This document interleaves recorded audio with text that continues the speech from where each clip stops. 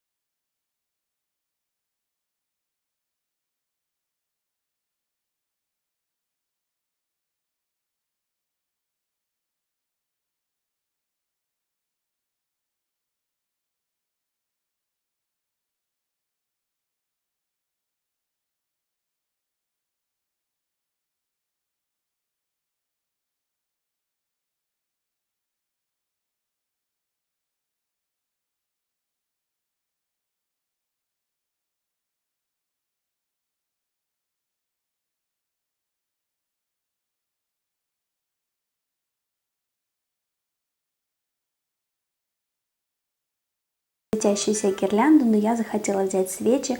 Лучше взять фонарики в виде свечей, это будет намного безопаснее, но я не нашла подходящие, поэтому буду использовать то, что есть.